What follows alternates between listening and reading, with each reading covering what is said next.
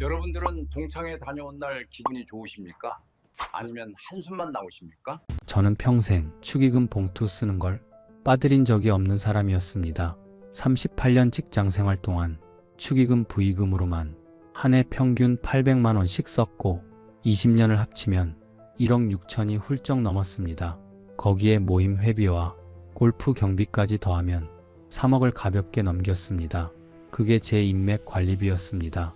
제 훈장이었고 제 자존심이었고 제 마지막 노후 자금이기도 했습니다. 저는 중견전자회사에서 영업부장으로 정년을 채우고 퇴직한 68 남자입니다. 38년을 한 회사에서 거래처 사장님들 결혼식, 상갓집 돌잔치 회가변까지 전부 챙기며 살았습니다. 그게 제 일이었고 그게 제 삶이었습니다. 한창 때는 제 수첩에 한 달 일정이 빼곡했지요. 금요일 저녁은 동창 모임, 토요일 새벽은 골프, 일요일 낮은 향후회, 주중 저녁엔 거래처 회식, 그 사이사이 경조사 일정을 볼펜으로 끼워 넣었습니다. 아내가 그러더군요. 당신 수첩은 남편 수첩이 아니라 누구 결혼부고 장부예요. 저는 웃으며 넘겼습니다. 이게 내 밥벌이고 이게 우리 아이들 학비 기둥이라고요. 그땐 정말 그런 줄 알았습니다. 근데 그 서랍 속 봉투들이 한 장도 나갈 데가 없었습니다. 누가 제 이름을 잊은 걸까요? 제가 누구를 잊은 걸까요? 아니면 애초에 저와 그들 사이가 봉투로만 이어진 그런 사이였을까요?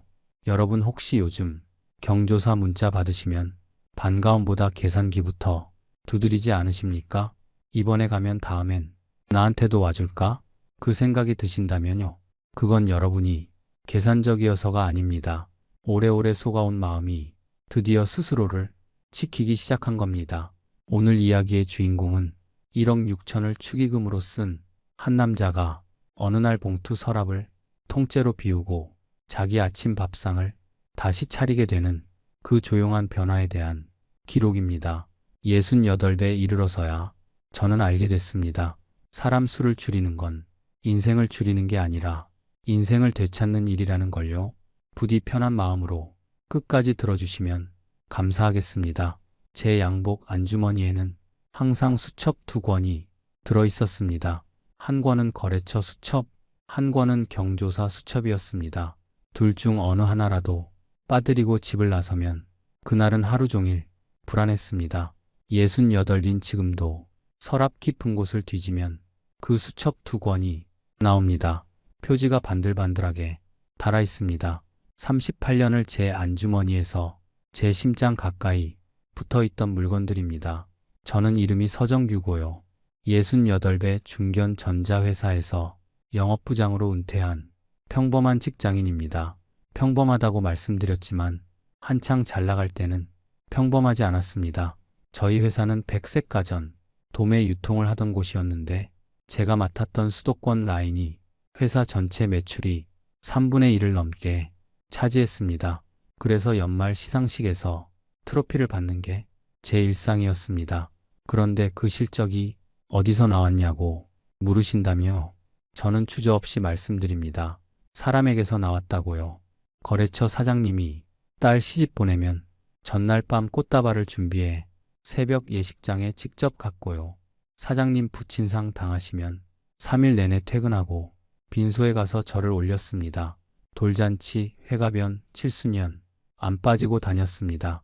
그게 저한텐 일이 아니라 생활이었습니다. 남들이 놀러 다니는 주말에 저는 예식장 상갓집을 돌아다녔고요. 아내는 늘 혼자였습니다. 그러던 어느 해 거래처 전무님이 저한테 소주잔을 건네며 그러시더군요. 서 부장, 당신 때문에 우리가 이 회사랑 거래를 끊을 수가 없어. 저는 그 말이 세상에서 제일 달콤했습니다. 월급 인상보다 포상 휴가보다 그 한마디가 더 기뻤습니다. 집에 돌아와서 아내에게 그 말을 자랑했습니다. 아내는 설거지하던 고무장갑을 벗고 저를 돌아봤습니다. 그 회사가 당신을 못 끊는 게 자랑이에요. 당신이 그 회사를 못 끊는 거겠지요. 저는 그때 아내 말을 흘려들었습니다. 여자가 뭘 모른다고 속으로 혼잣말을 했습니다. 이게 사회생활이고 이게 남자 인생인데 집 안에서 앞치마만 둘은 사람이 어떻게 알겠냐고요. 그 말 한마디를 저는 20년이 지나서야 비로소 이해하게 됩니다. 제 전성기는 45부터 55까지 딱 10년이었습니다. 그 10년 동안 제가 경조사비로만 쓴 돈이 얼마쯤 될까요? 통장 거래 내역을 뽑아본 적이 있습니다. 5천만 원에 매년 1,000만 원씩 10년이면 1억이었습니다. 거기에 모임 회비, 골프장 이용료, 첩대 회식비까지 합치면 월급의 3분의 1이 매달 사람한테로 나가고 있었습니다. 그러면서 저는 이 돈을 쓰고 있다고 생각하지 않았습니다. 저는 이 돈을 투자하고 있다고 믿었습니다. 정년이 되면 퇴직금 말고도 이 사람들이 제 가장 큰 자산이 되어줄 거라고 확신했거든요. 제가 동창회장을 처음 맡은 게 50살이었습니다. 임기가 2년이었는데 저는 내리 4번을 했습니다. 8년이었지요. 왜 그렇게 오래 했냐 물으시면요. 아무도 안 하려고 하는 자리라 제가 떠맡았습니다. 회비 걷고 장소 잡고 경조사 챙기고 단체방 관리하고 빠진 친구들 일일이 전화 돌리고 그 일이 보통 일이 아니었습니다. 근데 저는 그걸 좋아서 했습니다.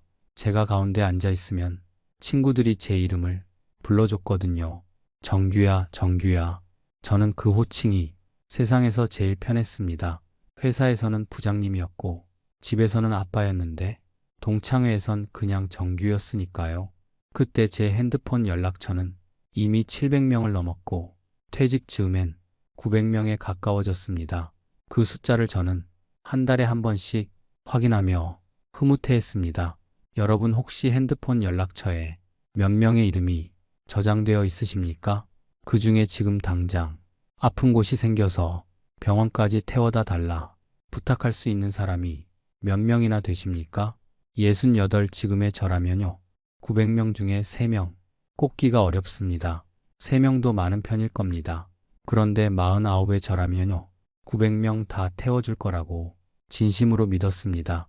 그 믿음이 왜 이렇게 무너졌는지 이제부터 한 걸음씩 말씀드리겠습니다. 아내는 늘 저한테 그러더군요. 당신 너무 사람 많이 만나요. 집에 좀 붙어 있어요. 딸이 아빠 얼굴 보고 싶대요. 저는 그때마다 이렇게 대답했습니다. 지금 내가 이렇게 뛰어야 너희들 나중에 편해져. 그게 제가 저 스스로에게 해준 가장 그럴듯한 핑계였습니다. 사실은 집에 있기가 어색했던 거였어요. 조용한 거실에 앉아 있으면 숨이 답답했거든요. 딸이 아빠하고 부르는 소리에 어떻게 대답해야 할지 잘 몰랐어요. 아내랑 마주 앉아 무슨 이야기를 나눠야 할지도 서툴렀습니다. 저는 집 밖에 나가면 사람들이 제 이름을 불러주는데 집에 들어오면 제가 누구인지 잘 모르겠더군요. 그래서 자꾸만 집 밖으로 나갔습니다. 그게 저의 첫 번째 치명적 착각이었다는 걸 한참 뒤에 깨달았습니다. 그 시절 저는 제 인생에서 가장 바빴고 가장 주목받았고 가장 자신만만했습니다. 근데 그 자신감이 어디에서 왔냐 하며 제 안이 아니라 제 밖에서 왔습니다. 밖에서 불러주는 이름, 밖에서 걸어주는 전화, 밖에서 찾아주는 사람들, 그게 저를 저답게 만들어준다고 믿었습니다. 밖이 흔들리면 저는 어떻게 될지 그때는 생각도 못 해봤습니다. 그리고 한 번도 생각해 본 적 없는 그 질문이 제 인생을 찾아오기까지 이제 몇 년 남지 않았다는 걸 그 시절에 저는 짐작조차 하지 못했습니다. 퇴직 전날 밤이었습니다. 저는 양복 주머니에서 수첩 2권을 꺼내 식탁 위에 올려놨습니다. 거래처 수첩과 경조사 수첩이었습니다. 아내가 설거지를 끝내고 제 앞에 앉았습니다. 이제 이 수첩들은 어떻게 할 거예요? 저는 한참을 쳐다보다가 이렇게 말했습니다. 이게 내 재산이야. 이게 내 노후야. 그게 제 두 번째 착각이었고 가장 오래간 착각이었습니다. 59회 여름, 저는 회사 인사팀장한테서 전화를 받았습니다. 부장님 내년 초에 정년이시니까 마음이 준비를 하시라고. 저는 수화기를 놓고 한참을 앉아 있었습니다. 정년이라는 단어가 이상하게 낯설었습니다. 38년을 매일 출근하고 매일 퇴근하던 몸이었는데 그걸 그만둔다는 게 잘 상상이 되지 않았습니다. 그날 저녁 집에 와서 아내한테 말했습니다. 나 내년에 퇴직이야. 아내는 고개를 끄덕였습니다. 수고했어요. 고작 그 한마디였습니다. 제가 기대한 건 그게 아니었거든요. 당신 이제 어떻게 살 거냐고 물어봐 주길 바랐는데요. 아내는 그 말을 끝내 안 했습니다. 그게 조금 서운했습니다. 그런데 이상하네요. 마음 한구석이 뚫린 것 같았습니다. 두려웠습니다. 출근할 회사가 없어진다는 게 제 생각보다 훨씬 큰 일이었습니다. 저는 그날부터 계산기를 두드리기 시작했습니다. 퇴직금이 대략 2억 4천, 국민연금이 월 210만 원, 개인연금이 월 80만 원, 중소기업에서 다시 일한다면 월 300은 벌 수 있고 숫자로 보면 걱정이 없어야 했거든요. 근데 계산기를 아무리 두드려도 채워지지 않는 빈칸이 하나 있었습니다. 그 빈칸이 뭐냐면요. 회사 밖에서 내가 누구인가 였습니다. 서 부장이 아닌 나는 누구인가? 그 질문 앞에서 저는 완전히 얼어붙었습니다. 그때 저는 결심했습니다. 퇴직을 한다고 해서 서 부장이라는 이름을 잃을 필요는 없다. 오히려 퇴직을 하면 더 열심히 사람을 만나서 서 부장이라는 자리를 바깥 세상에 다시 세우면 된다. 그렇게 생각했습니다. 그래서 저는 재직 중에 모아둔 인맥을 퇴직 후에도 유지하기 위해 더 애를 쓰기 시작했습니다. 경조사비를 더 두둑이 냈고요. 모임 회비를 밀리지 않고 냈고요. 거래처 사장님들, 자녀 결혼식까지 일일이 챙기기 시작했습니다. 아내가 의아해했습니다. 이제 회사도 관두는데 왜 거래처 일을 당신이 챙겨요? 저는 대답했습니다. 이 사람들이 내 노후야. 이 사람들이 내 재산이야. 아내는 한숨을 쉬었습니다. 그 한숨의 의미를 저는 몰랐습니다. 아니, 알기 싫었습니다. 퇴직 전 1년 동안 저는 명함첩 900장을 다 뒤집어서 한 명 한 명 연락을 돌렸습니다. 부장님, 저 서정규입니다. 저 내년이면 정년인데요. 앞으로도 종종 연락드리겠습니다. 그 전화를 받은 대부분이 웃으며 그러셨지요. 서 부장 덕분에 우리 회사가 여기까지 왔어. 퇴직한다고 섭섭해하지 마. 언제든 연락해. 우리 식사 자주 해. 저는 그 말이 진심인 줄 알았습니다. 평생 쌓아온 관계가 돈으로 환산할 수 없는 자산이라고 믿었거든요. 그 자산 덕분에 제 노후는 외롭지 않을 거라고 저 자신에게 수백 번 속삭였습니다. 여러분 중에도 혹시 퇴직 앞두고 계시는 분 안 계십니까? 또는 퇴직하신 지 얼마 안 되신 분요. 그때 꼭 한번 물어봐 주세요. 내가 회사에서 만났던 이 사람들이 진짜 내 사람인가? 아니면 명함이 만들어준 관계인가? 그 질문을 저는 딱 67배 했습니다. 2년만 일찍 했더라면 제 퇴직금 2억 4천 중에 1억 5천을 날리지 않았을 겁니다. 퇴직 전날 밤 아내는 제게 말했습니다. 여보, 이제는 제발 집 안으로 들어와요. 아이들도 컸고 우리 둘이 여행도 가고 취미도 같이 해봐요. 저는 아내 손을 잡고 이렇게 대답했습니다. 걱정 마. 이 수첩 2권이 있는 한 우리 노후는 문제 없어. 여행은 이 인연들이랑 같이 가면 돼. 당신도 모임 나와. 내가 소개해 줄게. 아내는 제 손에서 자기 손을 빼냈습니다. 그리고 혼잣말처럼 그러더군요. 난 그런 인연 필요 없어요. 나는 당신이랑 살려고 시집 왔지요. 당신 수첩이랑 살려고 시집 온 게 아니에요. 그날 밤 저는 그 말이 무게를 몰랐습니다. 아내가 방으로 들어간 뒤 저는 식탁에 앉아 수첩 2권을 오래오래 쓰다듬었습니다. 이 수첩이 내 미래다. 이 수첩이 내 노후다. 저는 그렇게 맹세했습니다. 여러분, 이 이야기 너무 안타깝게 들으시나요? 저도 지금은 안타깝습니다. 근데 그 순간에 저는요, 참 자신만만했습니다. 제가 평생 쌓은 것들이 결코 무너지지 않는다고 굳게 믿었습니다. 인생이 재미있는 게 뭔지 아십니까? 가장 자신만만할 때 가장 깊은 낭떠러지가 등 뒤에 서 있다는 거예요. 저는 그 낭떠러지를 등지고 서서 웃고 있었습니다. 은퇴 다음 날 저는 평소보다 더 일찍 일어났습니다. 새벽 5시 반이었습니다. 회사 갈 일이 없어진 첫날이었는데요. 이상하게 더 긴장이 됐습니다. 양복을 입을까? 잠깐 고민하다가 말끔한 재킷에 면바지를 입었습니다. 수첩 2권은 그대로 안주머니에 챙겨 넣었습니다. 아내가 주방에서 그러더군요. 오늘 어디 가요? 저는 말했습니다. 사람 만나러 가. 아내는 대답 대신 긴 숨을 쉬었습니다. 은퇴 뒤 제 일주일은 현직 때보다 더 빡빡해졌습니다. 월요일 오전은 동창회 임원 모임, 월요일 저녁은 향후회 간사 회의, 화요일 아침은 조찬 세미나, 화요일 저녁은 거래처 오비 모임, 수요일 낮은 골프 선약, 목요일 저녁은 경조사, 금요일은 등산 모임, 주말은 지역 봉사 모임. 수첩을 펼쳐보면 빈칸이 거의 없었습니다. 저는 그 빼곡한 일정표를 보면서 뿌듯해했습니다. 보라지 내가 퇴직했다고. 외로운 거 아니지. 오히려 더 바쁘지. 그렇게 저 자신을 다독였습니다. 그런데 한 달쯤 지나니까 이상한 일이 벌어졌습니다. 제 통장에서 돈이 빠져나가는 속도가 재직 때보다 훨씬 빨라진 거였습니다. 회비는 현직 때와 똑같이 내는데요. 경조사비가 오히려 더 많이 나갔습니다. 왜 그런가 살펴봤더니 제가 직접 나가는 횟수가 2배는 늘었더라고요. 회사 다닐 때는 아침 일찍 예식장 갔다가 다시 회사로 복귀해야 해서 한 주에 많아야 2~3곳이었습니다. 근데 퇴직하고는 시간이 남으니까 오라는 데는 다 가게 되더군요. 하루는 아내가 가계부를 저한테 들이밀었습니다. 여보, 이번 달에 경조사비랑 모임비로만 370만 원 나갔어요. 저는 눈을 의심했습니다. 370이라니요. 현직 때도 이 정도까지는 안 나갔습니다. 근데 가계부를 한 줄 한 줄 짚어보니까 맞았습니다.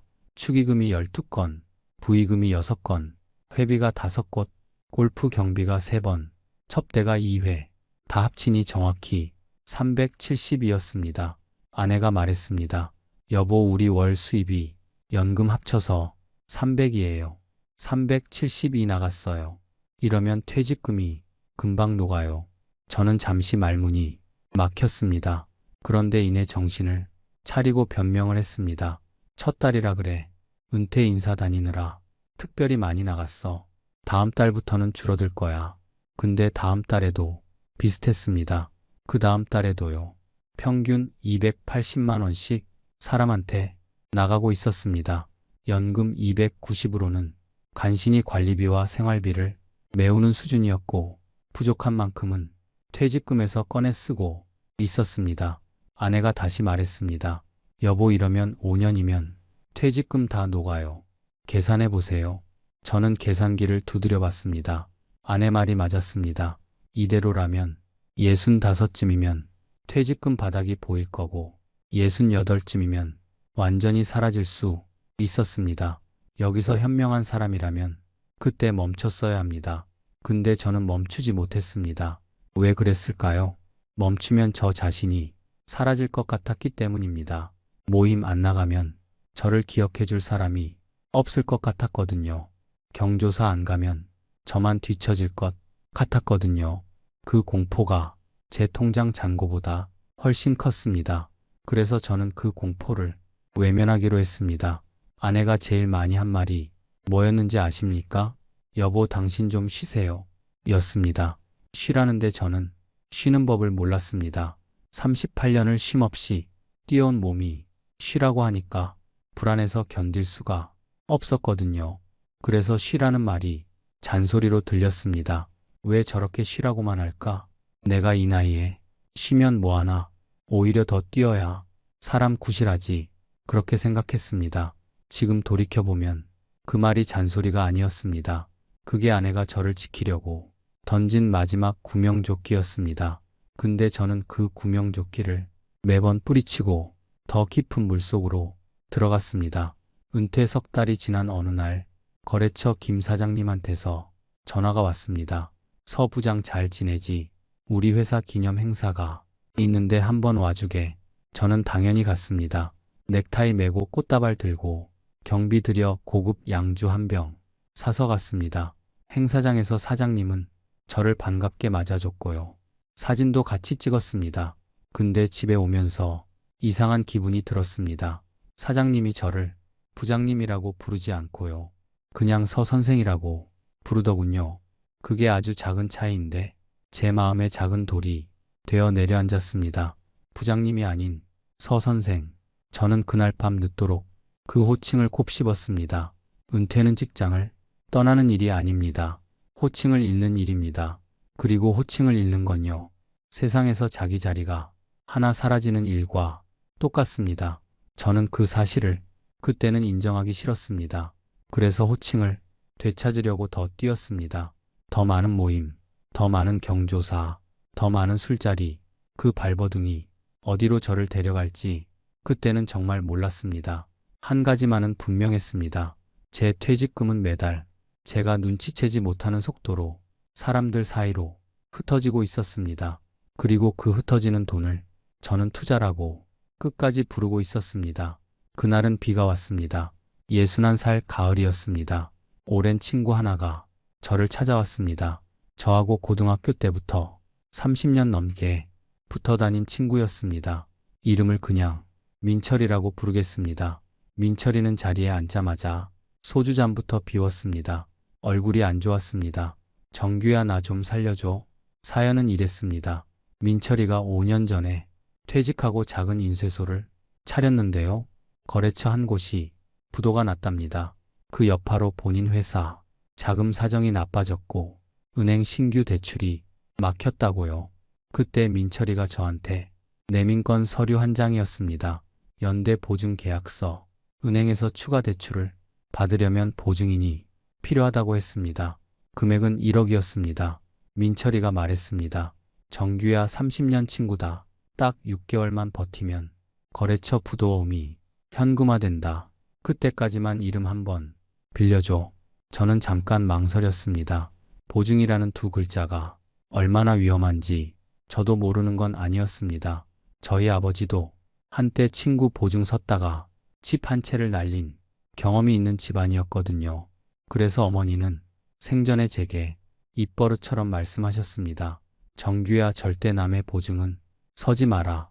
보증은 내가 그 사람 빚을 대신 갚아주겠다는 각서랑 똑같다. 저는 그 말을 30살 때부터 60살까지 마음에 새기며 살았습니다. 한 번도 보증을 선 적이 없었습니다. 근데 그날 민철이 앞에서 그 원칙이 흔들렸습니다. 왜냐하면요. 민철이는 단순한 친구가 아니라 제가 평생 만나온 900명의 상징 같은 사람이었거든요. 민철이를 여기서 외면하면 제가 38년 쌓은 인맥이라는 건 다 거짓말이 되는 거였습니다. 저는 그 자존심을 지키고 싶었습니다. 그래서 저는 아내 몰래 도장을 찍었습니다.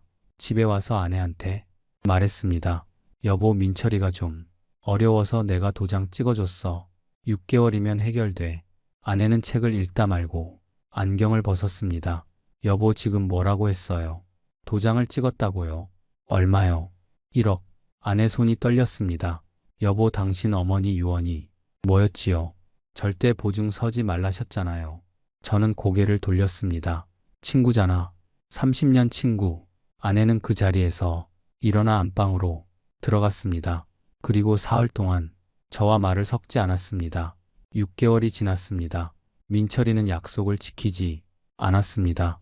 거래처 부도움이 현금화되지 않았고요. 민철이 회사는 점점 더 어려워졌습니다. 1년이 지났습니다. 민철이 회사가 결국 폐업했습니다. 그리고 은행에서 저한테 연락이 왔습니다. 연대 보증인으로서 원금과 이자를 갚으셔야 한다고요. 총액이 1억 1,500이었습니다. 저는 퇴직금 통장을 해지했습니다. 2억 4천에서 1억 1,500을 빼니까 1억 2,500이 남았습니다. 절반이 한순간에 사라진 거였습니다. 여러분 혹시 친구 보증 서보신 적 있으십니까? 또는 친구한테 보증 부탁 받아보신 적요? 그 순간에는 사람이 먼저 보이고 돈이 나중에 보입니다. 근데 1년 뒤, 2년 뒤에는 돈이 먼저 사라지고 사람도 같이 사라져 있습니다. 그게 보증이라는 거예요. 보증은 친구를 위한 도움이 아니라 친구와 돈을 한꺼번에 잃는 방법입니다. 저는 그걸 1억 1,500을 잃고 나서야 알았습니다. 민철이 소식을 제가 마지막으로 들은 건 그 일이 있은 뒤 3개월쯤 지났을 때였습니다. 공통 친구한테서 전화가 왔습니다. 민철이가 핸드폰 번호 바꿨다는 거였습니다. 새 번호는 알려주지 않았다고요. 그리고 민철이가 지방으로 내려갔다는 소문도 들었다고요. 저는 수화기를 한참 들고 있었습니다. 민철이한테서 사과 한마디 받고 싶었거든요. 미안하다는 그 세 글자요. 근데 그 세 글자를 30년 친구한테서 끝내 못 들었습니다. 아내는 그 뒤로 민철이 이름을 입에 올리지 않았습니다. 저도 올리지 않았습니다. 민철이는 그렇게 제 인생에서 사라졌고 1억 1,500도 같이 사라졌습니다. 그런데 이상한 일이 벌어졌습니다. 1억이 날아가고 나니까 제가 오히려 더 많이 뛰기 시작한 겁니다. 민철이 같은 친구는 드문 경우라고 저 자신에게 말했거든요. 나머지 연락처 900명은 다를 거라고요. 그 믿음을 놓지 않으려고 저는 더 많은 모임에 나갔습니다. 근데 문제가 있었습니다. 모임에 나가려면 돈이 들었습니다. 회비, 경조사비, 골프비, 남은 퇴직금 1억 2,500은 그 지출을 버텨줄 만큼 넉넉하지 않았습니다. 저는 노심초사하기 시작했습니다. 어떻게 하면 남은 돈을 불릴 수 있을까? 어떻게 하면 이 생활 수준을 유지할 수 있을까? 그 마음이 제가 68이 되어 2억 5천을 완전히 잃고 반지하에 앉아있게 될 가장 큰 원인이 될 거라는 걸 그때는 전혀 몰랐습니다. 30년 친구 하나가 제 인생에서 1억을 가져갔습니다. 근데 그 친구 하나가 저한테 가르쳐 준 게 하나 있었습니다. 사람은 가장 가까웠던 자리에서 가장 큰 상처로 돌아온다. 그 교훈을 저는 1억에 샀습니다. 그리고 이 교훈을 사고도 저는 여전히 사람을 믿었습니다. 67 가을에 10년 만에 걸려온 고향 후배의 전화를 받을 때까지요. 그 전화가 제 남은 인생의 다리를 부러뜨리게 될 거라는 걸 그때는 정말 짐작도 하지 못했습니다. 새벽 6시였습니다. 67 이른 봄. 아직 창밖이 어두웠습니다. 핸드폰이 울렸는데요. 낯익은 번호였습니다. 10년 만에 걸려온 고향 후배 전화였습니다. 후배 이름을 편의상 진수라고 부르겠습니다. 진수는 저보다 12살 어렸고 고향에서 한 동네에서 자란 아웃벌이었습니다. 형님, 저 진수예요. 한번 뵙고 싶어요. 저는 잠이 확 달아났습니다. 저는 그날 아내한테 콧노래를 부르며 말했습니다. 진수 녀석 드디어 전화했네. 그 녀석 참 괜찮았는데. 아내는 제 얼굴을 물끄러미 봤습니다. 10년 만에 전화 온 사람을 왜 그렇게 반가워해요? 저는 아내 말을 흘려들었습니다. 사람이 어떻게 매일 연락을 합니까? 10년이면 더 반갑지. 그 주 금요일 저녁 강남의 한 호텔 라운지에서 저는 진수를 만났습니다. 진수는 한눈에 봐도 잘 살고 있어 보였습니다. 양복도 좋았고 시계도 좋았고 말투도 자신감이 넘쳤습니다. 우리는 처음 1시간쯤은 옛날 이야기를 했습니다. 고향 이야기, 친구들 이야기, 어머니 아버지 이야기. 저는 오랜만에 고향 사투리를 섞었었고 진수는 그걸 듣고 활짝 웃었습니다. 그때 저는 정말로 이 자리가 순수한 만남이라고 믿었습니다. 그 믿음이 얼마나 순진한 거였는지 2시간 뒤에 알게 됩니다. 2시간째부터 진수는 서류를 하나 꺼내기 시작했습니다. 형님, 제가 요즘 상조 쪽 일을 좀 하거든요. 그런데 이게 좀 특별해요. 진수가 내민 건 한 상조 회사의 선납 투자 제안서였습니다.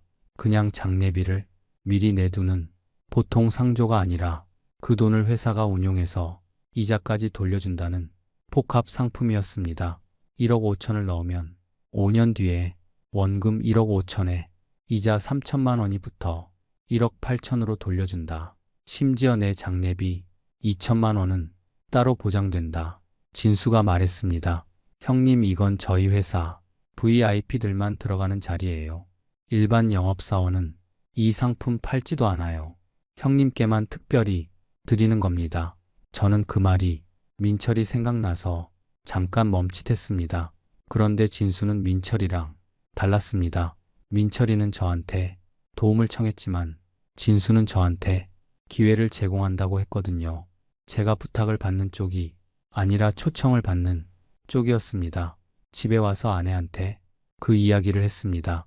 아내는 서류를 한참 들여다봤습니다. 여보, 이 회사 믿을만해요. 저는 대답했습니다. 진수가 권한 거야. 진수가 나한테 사기를 치겠어. 30년 고향 동생인데. 아내는 서류를 식탁에 내려놨습니다. 여보, 고향 동생이라서 더 조심해야 돼요. 돈 얘기 꺼낸 사람은 무조건 조심하라고. 당신 어머니가 늘 그러셨잖아요. 지난번 민철이 일도 그래서 그렇게 된 거잖아요. 저는 화를 냈습니다. 민철이랑 진수랑 같냐? 민철이는 돈 빌리러 왔고 진수는 좋은 투자 알려주러 왔는데, 그리고 내가 언제 또 속을 줄 아느냐? 이번엔 다르다. 아내는 한참을 침묵하더니 방으로 들어가 버렸습니다. 여러분, 한 번만 제 이야기에 귀 기울여 주십시오. 돈 얘기를 꺼내는 사람은 친구가 아닙니다. 고향 동생도 아닙니다. 형님도 아닙니다. 그 순간 그 사람은 영업사원이 됩니다. 그리고 여러분은 고객이 됩니다. 이 간단한 진실을 저는 67이 되도록 몰랐습니다. 아니, 몰랐다기보다 믿고 싶지 않았습니다. 왜냐하면요, 그걸 믿으면 제 900명 연락처가 전부 고객 명단으로 바뀌어 버리거든요. 그 사실이 너무 아팠거든요. 일주일 뒤 저는 진수한테 전화를 걸었습니다. 진수야, 그 상품 들어갈게. 진수는 크게 웃었습니다. 역시 형님이세요. 저는 계약서에 도장을 찍었고 남은 퇴직금 1억 2,500에 적금과 예금까지 전부 털어서 1억 5천을 만들었습니다. 1억 5천이 그날 진수 회사 계좌로 빠져나갔습니다. 계약서를 받아들고 집에 오는데 이상하게 발걸음이 무거웠습니다. 이자 3천만 원이 5년 뒤에 제 손에 들어온다는데 저는 왜 이렇게 마음이 가라앉을까? 저 스스로를 달랬습니다. 괜찮아. 이제 곧 이 돈이 2배가 돼서 돌아와. 6달이 지났습니다. 7달이 지났습니다.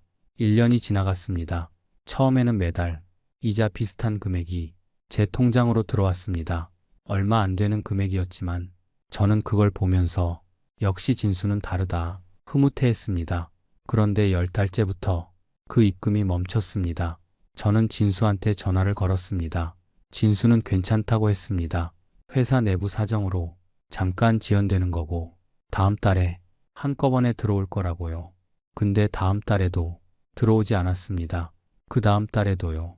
저는 슬슬 불안해져서 그 상조회사에 직접 전화를 걸었습니다.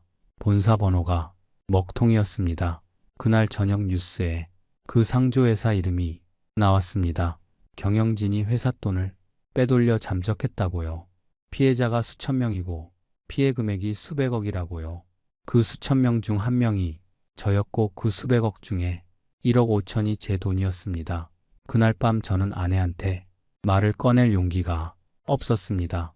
식탁에 앉아 밥을 떠먹는데 밥알이 모래 같았습니다. 아내가 저를 빤히 쳐다보다 조용히 물었습니다. 여보, 왜 그래요? 무슨 일 있어요? 저는 숟가락을 내려놨습니다. 그리고 고개를 숙였습니다. 여보, 나 1억 5천 날렸어.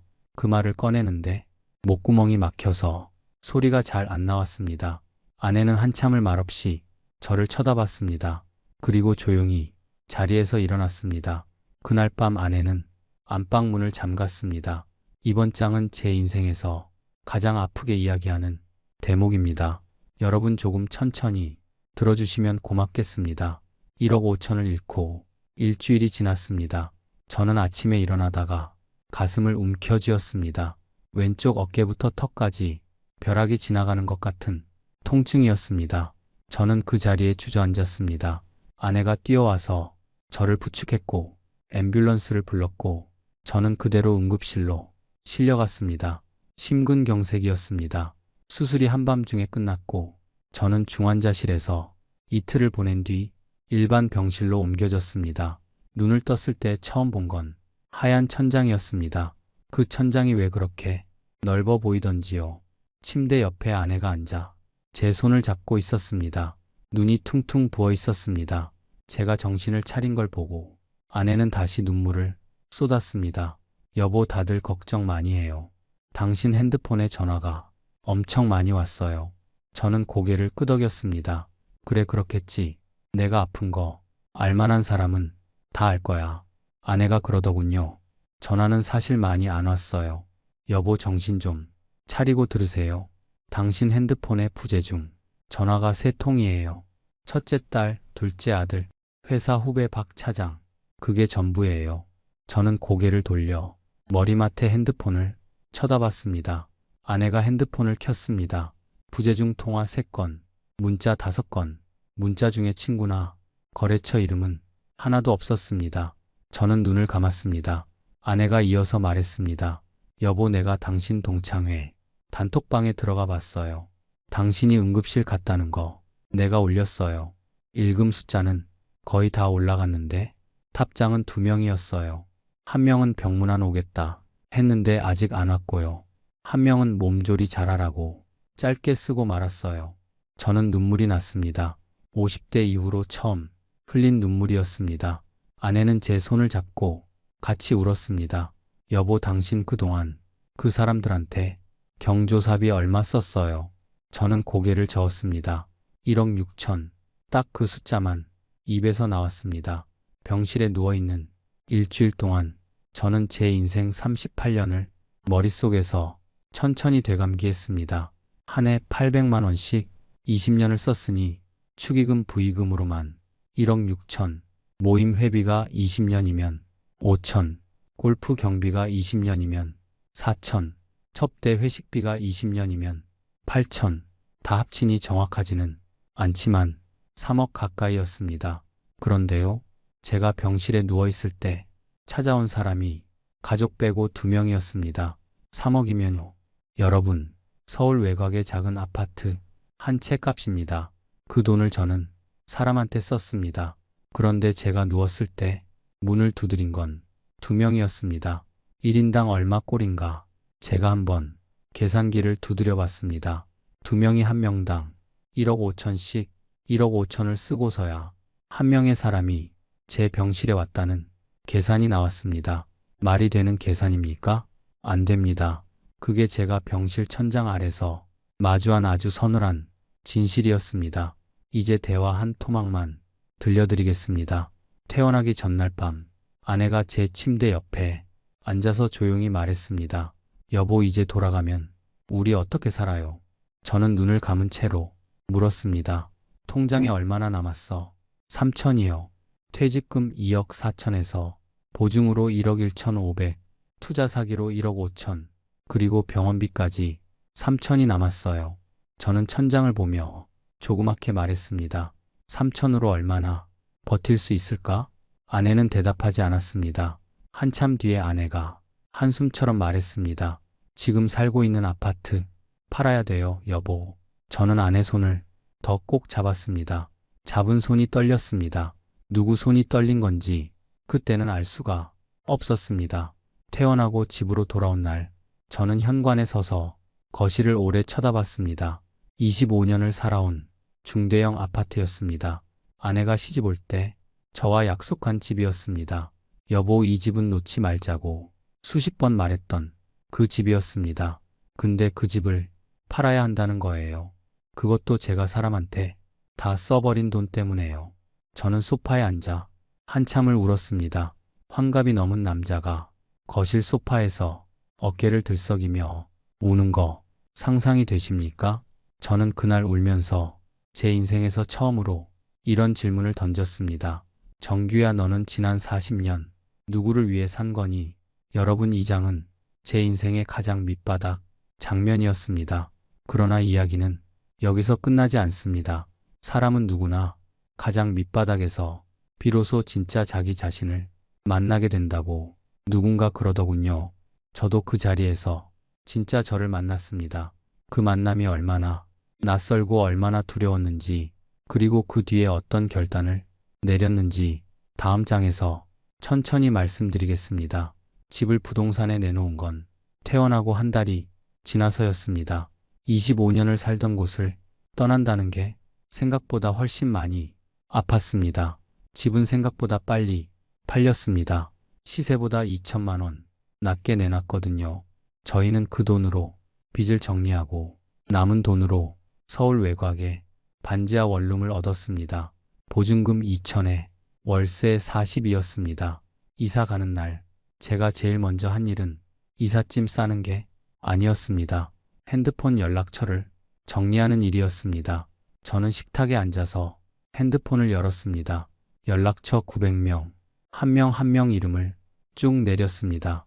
내가 입원했을 때 전화 한 통 안 한 사람, 내가 망했다는 소문을 뒤에서 씹었을 사람, 5년 동안 만난 적도 없는 명함 속 인연, 모임 회장할 때만 나를 정규야 정규야 부르던 사람. 저는 삭제 버튼을 누르기 시작했습니다. 처음엔 망설였는데 한 10명쯤 지우고 나니까 손가락이 빨라졌습니다. 삭제, 삭제, 삭제. 그날 3시간 동안 저는 900명을 지웠습니다. 지우다 보니 마지막에 5명이 남았습니다. 아내, 딸, 아들, 수술 뒤 문자 준 후배 박 차장, 그리고 병문안 왔던 고등학교 동창 준호. 그게 전부였습니다. 이사 가는 날 아침, 이삿짐 센터 트럭이 와서 짐을 실었습니다. 25년을 쌓아온 짐이 5톤 트럭 한 대에 다 들어갔습니다. 그게 그렇게 작게 느껴질 줄은 몰랐습니다. 새 집에 도착했을 때 저는 현관에 서서 집안을 한참 둘러봤습니다. 반지하 원룸은 창이 천장 쪽에 작게 뚫려 있었고요. 부엌과 방이 붙어 있었고 화장실이 아주 좁았습니다. 아내는 들어오자마자 말없이 짐부터 풀었습니다. 저는 그걸 보고 있다가 아내 앞에 가서 고개를 숙였습니다.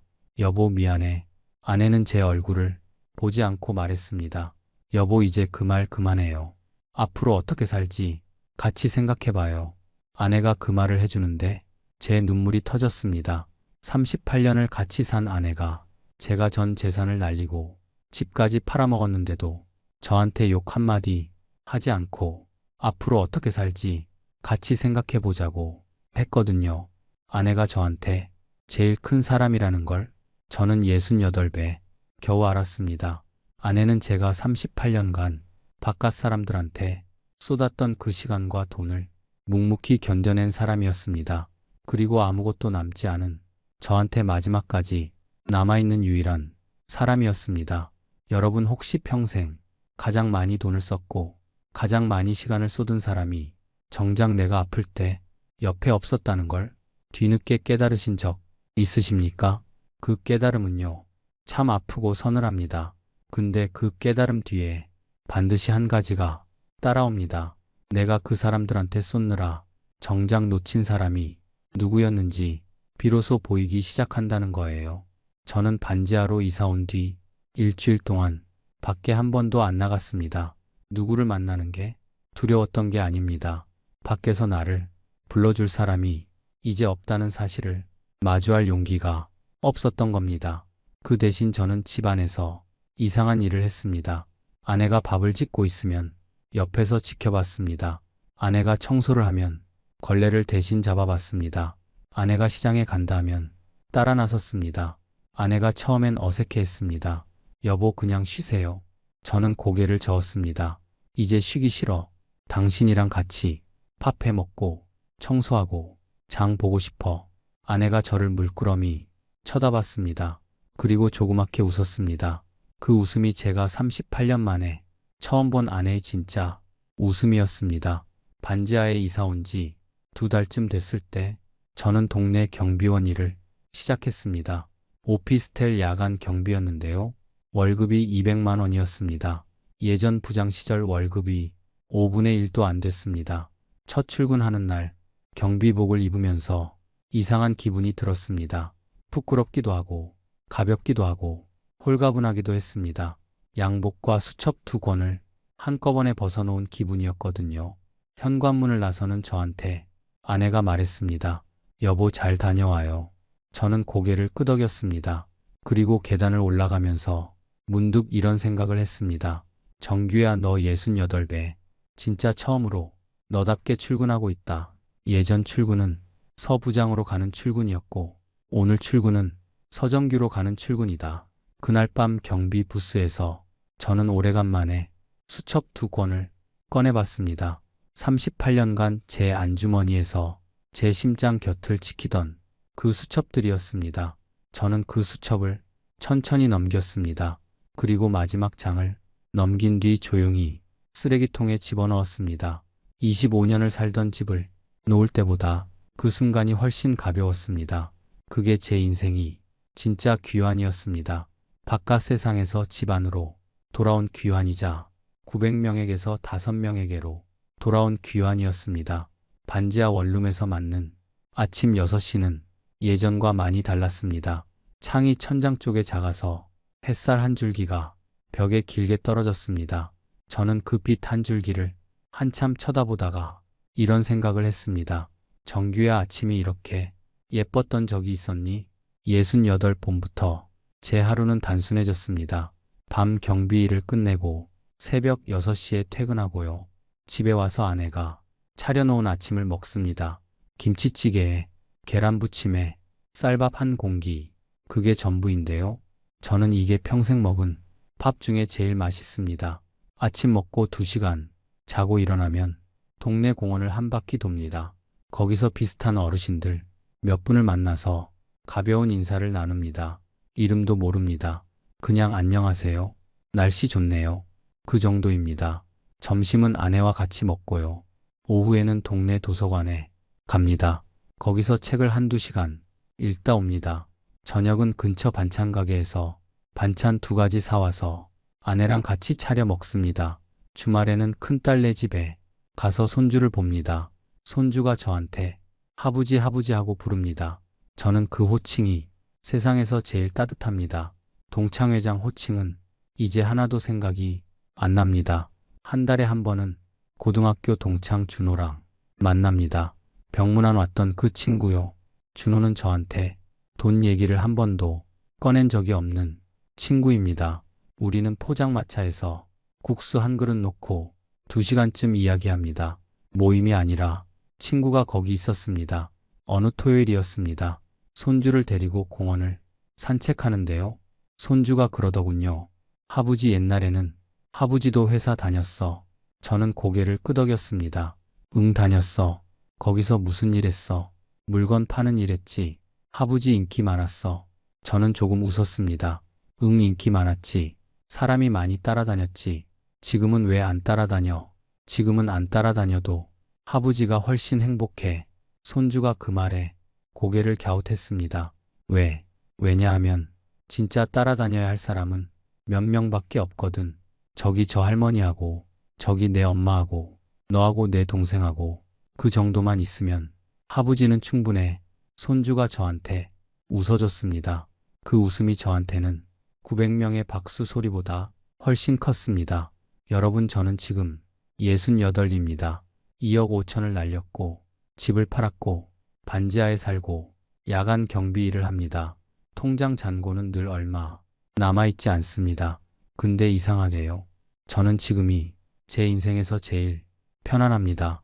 왜냐하면 제 아침이 조용하고 제 저녁이 소란스럽지 않고 제 손에 남은 5명이 전부 진짜 제 사람이기 때문입니다. 3억을 사람한테 쓰고 900명이 사라진 자리에서 저는 5명을 얻었습니다. 1인당 6천만 원 꼴이라고 계산해야 할까요? 근데 이 5명은 돈으로 계산이 안 되는 사람들입니다. 제가 내일 또 쓰러져도 병실 문을 두드려줄 사람들이거든요. 여러분, 혹시 모임이 점점 줄어드십니까? 단체방을 소리 없이 나와 보신 적 있으십니까? 오래된 친구 전화가 반갑기보다 조심스러워지셨습니까? 그 감정 이상한 거 아닙니다. 차가워진 것도 아닙니다. 여러분 마음이 드디어 자기 자신을 알아보기 시작한 겁니다. 누구와 함께 있을 때 내가 편안한지, 누구와 멀어질 때 내 마음이 고요해지는지를요. 그 느낌에 귀를 기울이시면 됩니다. 그리고 조용히 모임을 줄이셔도 됩니다. 그게 나쁜 일이 아닙니다. 그건 성숙한 일입니다. 저는 가끔씩 아내한테 묻습니다. 여보, 38년 동안 내가 미웠던 적 많았지? 아내는 웃으며 말합니다. 많았어요. 근데 지금은 안 미워요. 당신 요즘 눈빛이 처음 만났을 때 눈빛이랑 비슷해요. 저는 그 말을 들을 때마다 목이 맵니다. 평생 밖에 쏟았던 마음이 이제야 집 안으로 천천히 돌아왔기 때문입니다. 아내가 그러더군요. 여보, 당신이 회사에 있을 때 집에 없어도 밉지 않았어요. 당신이 몸만 집에 있으면서 마음이 밖에 있는 게 제일 미웠어요. 지금은 당신 몸도 집에 있고 마음도 집에 있어요. 그래서 좋아요. 저는 68봄부터 일기를 쓰기 시작했습니다. 하루 3줄 일기요. 오늘 감사한 일 1줄, 오늘 미안했던 일 1줄, 내일 하고 싶은 일 1줄. 그렇게 2달쯤 쓰니까 감사한 사람 이름이 같은 이름만 반복되더군요. 아내, 큰딸, 아들, 준호, 박 차장, 그리고 손주 이름 전부 다 해서 6명이었습니다. 그때 저는 깨달았습니다. 사람 숫자는 중요하지 않았구나. 중요한 건 이 사람이 내 삶에 몇 번이나 등장하느냐였구나. 하루 안에 제 일기에 6번 나오는 사람들이 제 사람이었습니다. 1000명 연락처에서 1년에 한 번 나오는 사람은 제 사람이 아니었습니다. 여러분, 긴 이야기 여기까지 들어주셔서 진심으로 감사드립니다. 제 얘기가 혹시 한 분께라도 조금 위로가 되었다면 저도 이 반지하 원룸에서 이 이야기 나누는 보람이 있었다 싶습니다. 혹시 괜찮으시다며 여러분의 이야기도 댓글로 남겨주십시오. 지금 여러분에게 가장 부담스러운 모임은 어떤 모임이신가요? 혹은 여러분에게 마지막까지 남아있는 진짜 한두 사람은 누구이신가요? 저처럼 아프게 깎여서 5명을 남기신 분께는 마음 깊이 응원의 말씀을 드리고 싶습니다. 그리고 아직 결단을 내리지 못하고 계신 분들께는 제 이야기가 조그만 힘이 되기를 바랍니다. 저는 이제 900명 연락처를 그리워하지 않습니다. 3억의 경조사비를 아까워하지도 않습니다. 다만 그 시간에 아내 옆에 앉아있던 저녁이 몇 번 있었을까를 생각하면 그게 저를 조금 아프게 합니다. 그래서 저는 요즘 아내가 주방에 들어가면 꼭 같이 들어갑니다. 손주가 놀러 오면 온 하루를 같이 보냅니다. 준호가 부르면 2시간 걸려서라도 갑니다. 사람 숫자를 줄이고 보니 남은 사람이 훨씬 소중해졌습니다. 사람 숫자를 줄이고 보니 제가 저 자신과 처음으로 친해졌습니다. 사람 숫자를 줄이고 보니 제 노후가 처음으로 제 것처럼 느껴졌습니다. 여러분이 혹시 지금 사람 숫자를 줄이는 과정을 지나고 계시다면 그것이 실패가 아니라 회복이라고 꼭 말씀드리고 싶습니다. 그리고 그 회복의 끝자락에서 저와 같은 이 조용한 아침을 만나시게 되길 저는 반지하 원룸 창가에서 진심으로 응원하겠습니다. 감사합니다.